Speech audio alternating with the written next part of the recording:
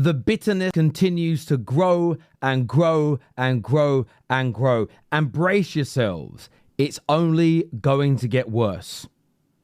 Hit the like button, subscribe, share this content if you would be so kind. But the Victor Gyokeres hate train is about to go into overdrive. You can bet your bottom dollar. You can take it to the bank. It is a fact. It is not fugazi. It is 24-carat certainty. Now, rivals are meant to do it. I get Liverpool fans calling out the songs. I get Spurs fans telling you to calm down. I get City fans saying, "War a trophy." I kind of get the fan banter. We all do it. It has a very, very important place in football. But the mainstream media, it's an embarrassment. It is crazy. But this is what Arsenal fans have got to remember. That they're only doing it because they can see the threat. They're only doing it because they're worried. The same as the Arteta outers.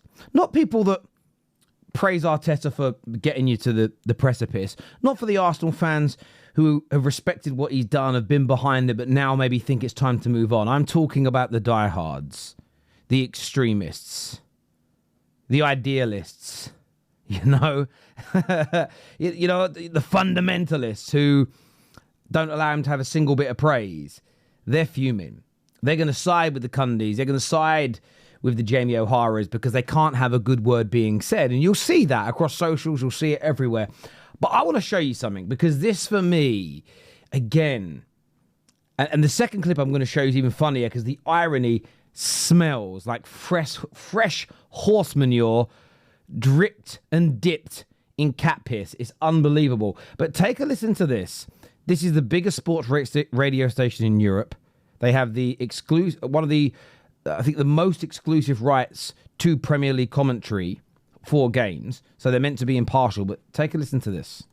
3, Leeds 0, and it's goal number 1 for Arsenal's number 1 up front, Victor Gyokeres, his first since arriving. And I have to say, it was worth the wait. A fantastic bit of solo play from the front man. He's beaten 1, 2, 3 Leeds players out on the left. He's cut inside and he's smashed it past the Leeds goalkeeper Lucas Perry from close range. Goalkeeper flat-footed. If he was perhaps at fault for the second goal, nothing he could have done about this. Brilliant stuff. A nice bit of play from Arsenal. A well-worked move that resulted in a sort of hoof ball forward from Calafiori. And he had still quite a lot to do, Gyokeres, out on the left-hand side. He's one-on-one with Strike. He cuts inside and smacked it past the goalkeeper. The crowd have gone berserk. David Raya was going berserk in his own goal as well. Lift off for Gyokeres. It's Arsenal 3, Leeds 0. Now, I want to stop it there. That's the commentator. That is what I expect from professionals. A breakdown, some excitement and buzz in his voice because you're meant to be entertaining people, but completely impartial. That's how you do it. Yeah, good goal to be fair to him. Shocking. It's a nice finish. He does well. I mean, he dances through the Leeds defence there. He's a powerful boy. Gets his shot, goes near post. But do you know what? These Arsenal fans, when they're doing the Gyokeres celebration, they're all doing that. What is it? Honestly, putting their hands over their face. Cringe FC again. They're so cringe, Arsenal. No one does cringe like Arsenal. Honestly. Do you know what's really funny about it? Because they can't. Do you know where that really stems from? Some will say it's cringe. Some will say it's not. Look, the whole world, when Ronaldo runs up and does this, and he jumps and it goes, Soo! Everybody does it, okay? Every stadium that he's in has done it for, what, a decade or so. There are loads of other celebrations that people join in with or celebrate. I remember Jason Cundy and Jamie O'Hara laughing at video footage of Aston Villa fans doing the Soo outside Old Trafford when I think they beat us 1-0 at Old Trafford. It might have even been Crystal Palace fans, maybe not Villa, but one of them fans. They were doing the Soo in the car park. It went viral. They were reacting to it and laughing. The only reason they're attacking Arsenal and saying it's cringe is because they can't have a go at Victor Gyokeres. They can't have a go at Mikel Arteta. They can't slag off Arsenal. Because they can't attack Arsenal, they're now talking about it's cringe. No, it isn't. Enjoy yourself. I think football, rival fans can banter you. Let them do it. I think that's a fair part of football because that is fun. but professional pundits, ex-pros, telling fans what they can and can't do at games, how to policing the celebrations. We all have to push back against this. Football is fun. Yes, ultimately you want to get there and win. You want to win trophies. But the idea that you shouldn't enjoy yourself along the way, have some fun along the way, this is a notion I push back against massively. Absolutely embarrassing here at every level again from TalkSPORT. They sort of do this every year. They do this to Arsenal like no other club. It's absolutely unbelievable that every single year they just want to police Arsenal fans having fun. And I'll be honest with you, I'm a Man United fan, but I'm bored of it. I'm a Man United fan, and it's not even funny anymore because you do it all the time.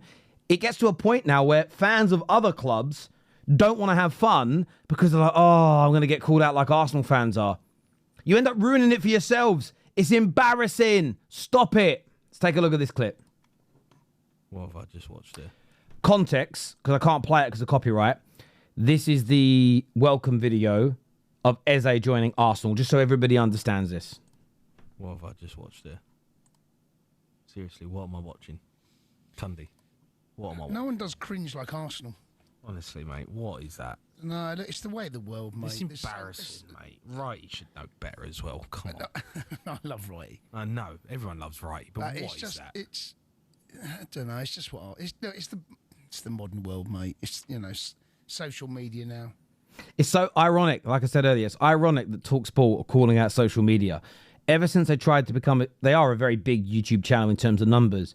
But ever since they went onto social media, they've abandoned their principles. They've abandoned their quality content. They've abandoned serious conversation. And everything they do is about going viral. And it's cheapening their industry. Because their industry is not our industry. They'll never be us. They'll never be the fan media. They'll never be what we are. Sky, no matter what they launch, they'll never be us. The ex-pros, they will never be us. TalkSPORT, they will never be us. There is always going to be a distinction between the two things. But saying it's embarrassing, this is what's crazy. I thought it was a good announcement video. Not because I was like, oh, look how lovely Arsenal are. I looked at it and thought my club needs to start doing this again. We haven't really done it since Alexis Sanchez because we got our fingers burnt. Ironically, we got him from Arsenal. But the target audience of that video are Gooners. Spurs and Chelsea fans are not meant to like it. In fact, you're not meant to watch it. It isn't for you. Did you realise that we all find each other's chants, we all find each other's welcome videos somewhat cringe in reality as fans? But the way they're talking, oh, no one does it like them. Everyone's welcome videos have a cringy element to them. Some of them are funny, some are comedic. That one was a little bit more sort of emotion invoking. It's kind of weird to me the way, again, just because Arsenal sign a brilliant player, just because Arsenal win a game well, the bitterness, the anger, the fear, and that is what it is. Arsenal scare them. Arsenal scare them massively. It's where it all goes off. By the way, what a signing. No, he's... What signing? Don't start getting all bitter. No, he's a good player. Don't start. He's a good player. Come on, Jamie. No, he's a good player. Right? But listen, He ain't messy. See, I didn't even know what was coming. I didn't even know what was coming there, but you could see maybe the way what's that is cringe. You then knew there was going to be an attack. You knew there was going to be an attack in that regard. It is just embarrassing. And listen, I'm not calling out individuals. Each to their own. They're their own men. But TalkSPORT, this is just embarrassing. This is just embarrassing.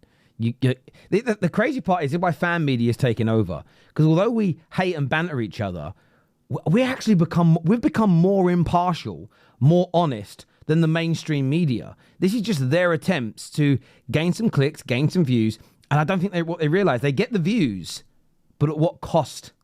Because they're not growing. They're shrinking, they're dying, they're falling away. Simon Jordan called it out on air the other night. There's a reason that Mark Goldbridge... There's a reason that the overlap, which isn't... They won't do as good a job as Mark. There's a reason the Bundesliga just gave Mark coverage of their games and not TalkSPORT. Let that sink in. Do me a favour, please, and hit the like button before you go. Make sure you are subscribing. And we're going to see you all again very, very soon. Peace!